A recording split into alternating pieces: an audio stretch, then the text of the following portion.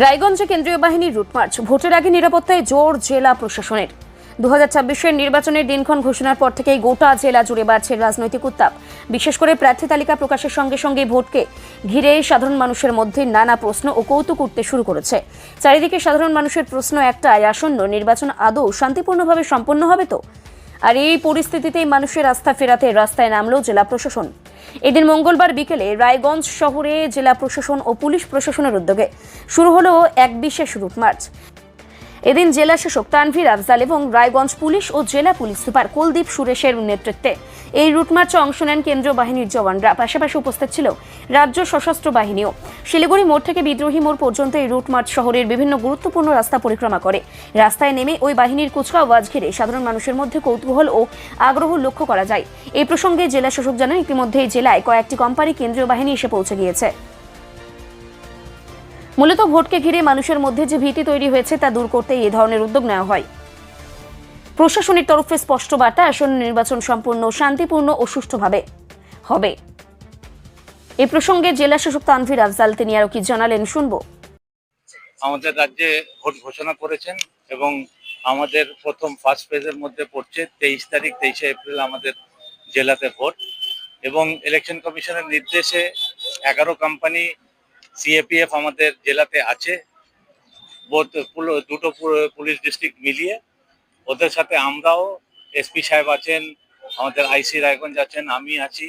মানুষের মধ্যে যাতে এই একটা কনফিডেন্স আমরা দিতে পারি যে প্রশাসন আছে, সাধারণ মানুষের পাশে আছে, এবং যদি কোনো জায়গায় কোনো ভয় ভীতির ব্যাপার থাকে সেটা যেন ওনাদের মধ্যে না থাকে। আমরা চাই যে আমাদের জেলাতে সুষ্ঠুভাবে free, fair and peaceful election আমরা করতে পারি। মানুষের সাথে তো কথা বলেন, রেসপন্স কি পেলেন? হ্যাঁ, মানুষের মধ্যে এই মুহূর্তে তো কোনো ভয় ভীতির কোনো ব্যাপার নেই। তারা এমনি বেশ হাসি খুশি ছিলেন আর কি। আশা করি সেই হাসি খুশি শেষ দিন পর্যন্ত মানুষের মুখে যেন থাকে, সেটাই আমাদের প্রশাসনের পক্ষ থেকে, পুলিশ প্রশাসনের পক্ষ থেকে চেষ্টা থাকবে। বিহার বাংলার অভিযোগ করলেন তার ওয়াইফের নামটা ওঠেনি, তো তাদের কিছু দেখুন, যেটা অ্যাডজুডিকেশনে আছে সেটা নিয়ে তো কেউ কিছু বলতে পারবে না, কেন এই ফিগারগুলো তো আমাদের কাছে নেই। যারা আমাদের মাননীয় জাজ সাহেবরা যারা আছেন আর কি, তারা ওটা ডিসপোজ করছেন এবং তাদের সেপারেট লগ ইন আছে। ওটা একমাত্র ইলেকশন কমিশন অফ ইন্ডিয়া ওরাই দেখতে পারে আর কি, যে কি ডিসপোজ হচ্ছে না হচ্ছে। এটা নিয়ে আমরা কিছু বলতে পারবো না। বিহার এবং বাংলাদেশ সীমান্ত রয়েছে, সেখানে নিরাপত্তা ব্যবস্থা কি করছে? আমাদের সমস্ত জায়গায়, যেটা 3টে জেলা বিহারের সাথে যেটা আমাদের রয়েছে, পূর্ণিয়া, কাটিহার এবং কিষানগঞ্জের ক্ষেত্রে আমাদের নাকা আছে, চেকপোস্ট আছে, আমাদের ফ্লাইং স্কোয়াড আছে, স্ট্যাটিক সার্ভেলেন্স টিম আছে, সিসিটিভি লাগানো সব আছে। যেটা ফ্লাইং স্কোয়াড সেটাও ভিডিও ক্যামেরা থাকবে আর কি। এবং এই ফিড আমরা জেলা কন্ট্রোল রুমে দেখবো, পুলিশ যেমন আছে আর কি, তারাও সেই এটার ফিডটা ওখান থেকে নিতে পারবেন আর কি। আমাদের নজর আছে যাতে এদিক থেকে ওদিক অন্য কিছু না যায় বা কিছু না আসে, যেগুলি বারণ আছে আর কি।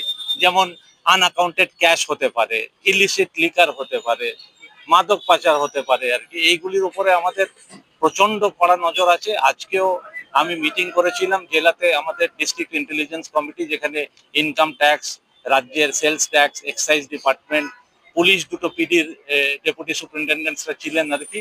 যেখানে আমরা একদম ক্লিয়ার কাট বার্তা দিয়ে দিয়েছি যে এই ইলেকশনটা, এর মধ্যে কোনো মাদক, কোনো মদ অথবা টাকার খেলা কিন্তু আমরা জেলা প্রশাসনের পক্ষ থেকে হতে দেব না।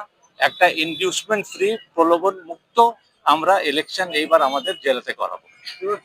ইসলামপুর থেকে এসপি সাহেবের বদলি হয়ে গেল, কি হয়েছে? সেটা ইলেকশন কমিশনের সিদ্ধান্তের এগেইনস্টে আমার কি বলার আছে?